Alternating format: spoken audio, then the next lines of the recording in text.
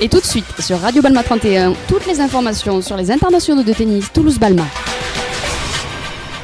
On a un jeune local qu'on a toujours vu jouer à Toulouse, à Balma, au Stade Toulousain, qui est Fabien, qui est l'enfant du pays. Vraiment, le public l'a porté, comme il l'a dit lui-même, mais on le voyait gagner, on espérait qu'il gagne, mais bon, on savait que le combat serait difficile, parce que le Russe est très très fort, très grand physiquement, un service très solide, et après un jeu de fond de cours.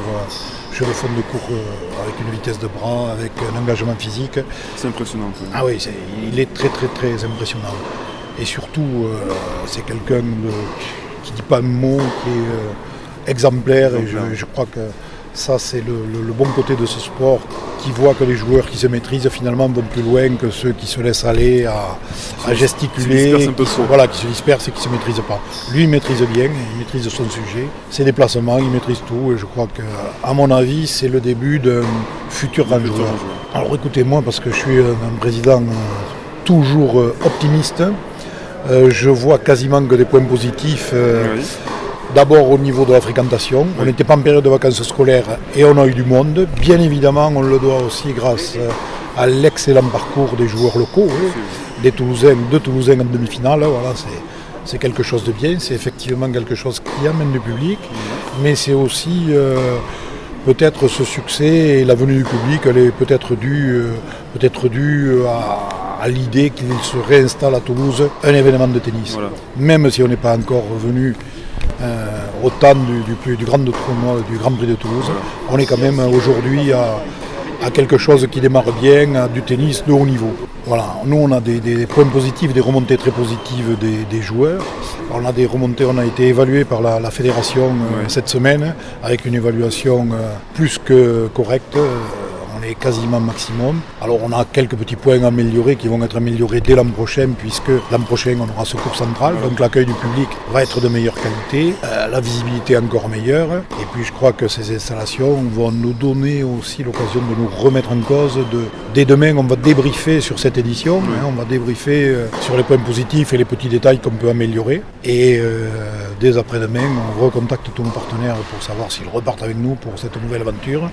Je pense qu'ils vont nous suivre et qu'ils auront envie avec nous de réussir cette troisième édition avec ce nouveau cours central qui est derrière nous et qui va être, je vous l'assure, magnifique. Les gradins, on va passer à 500 places et après avec les chaises, on pourra augmenter encore la capacité au besoin, ça sera modulable. Et donc rendez-vous, moi je vous donne rendez-vous au début de l'automne pour une inauguration qui j'espère sera une inauguration sympathique comme on les aime ici à Toulouse. Et à Balma, une belle réception avec une belle fête du tennis pour tous les amateurs, pour tous les dirigeants. Voilà, moi je ne suis que l'animateur de tous ces bénévoles. Nous sommes une équipe d'amis qui travaillons ensemble toute l'année. Et je crois que chacun s'est investi, chacun dans son secteur s'est investi du mieux qu'il a pu pour la satisfaction des joueurs, pour que le public trouve son compte et pour que tout le monde passe une bonne semaine de sport en ayant conscience que le premier objectif c'est la qualité.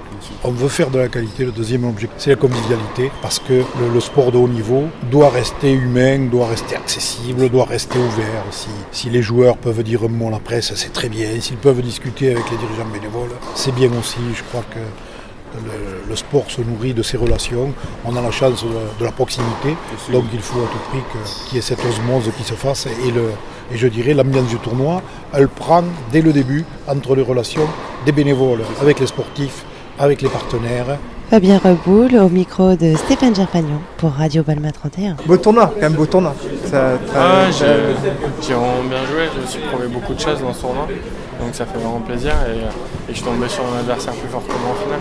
Au début du premier set, il m'a tout de suite agressé et vraiment il a fait très peu de fautes directes dans les 5 premiers jeux, il a dû en faire une.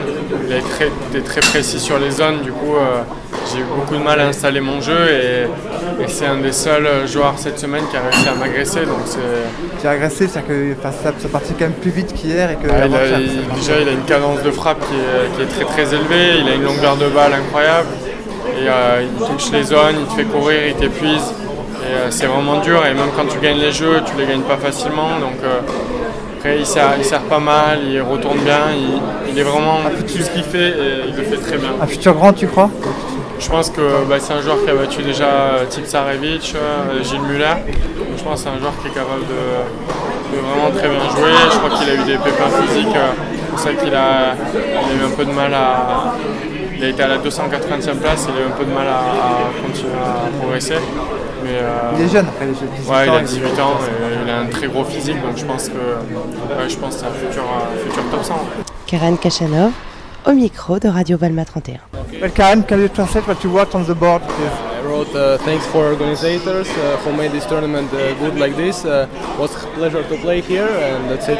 Thank you. Okay, thank you very much. Goodbye. Bye-bye. Nous retrouvons Michel Carnéjac, chef des arbitres, pour Radio Balma 31 avec Stéphane. Donc je suis avec Michel Carnéjac, chef des arbitres et président de la commission régionale d'arbitrage. Donc Michel, ça y est, le tournoi vient de se terminer avec la victoire du Russe Khan Kachanov. Bilan du tournoi, plutôt bien passé dans l'ensemble?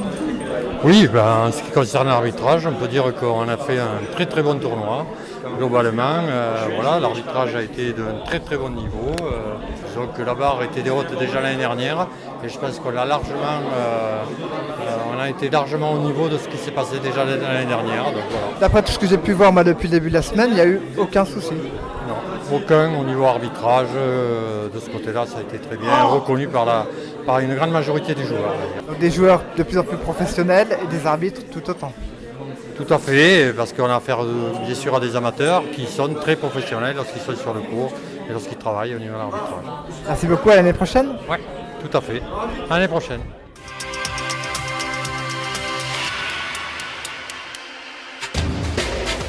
Balma 31, partenaire officiel des internationaux de tennis Toulouse-Balma.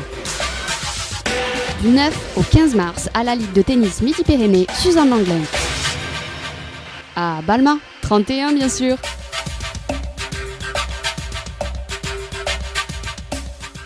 Bonjour, je suis en présence de, c'est quoi votre prénom? Lisa Lafont. D'accord. Qui était derrière le bar pendant, je crois, toute la durée du tournoi, c'est bien ça? Tout à fait. Alors qu'est-ce que vous avez vu? Qu'est-ce qui s'est passé derrière le bar? Pas grand-chose, j'ai fait mon travail, j'ai rencontré une équipe formidable, des joueurs qui étaient très gentils, très aimables, très courtois et tout s'est très bien passé. Très bonne ambiance. Ils boivent pas trop les joueurs, j'espère quand même, parce qu'il faut qu'ils tiennent la forme un peu. Non, quelques petits sandwichs de temps en temps, mais ça va. Très bien, merci beaucoup. Merci à vous.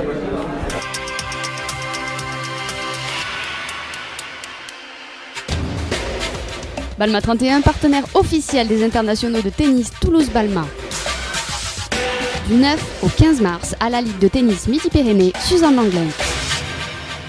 À Balma 31, bien sûr.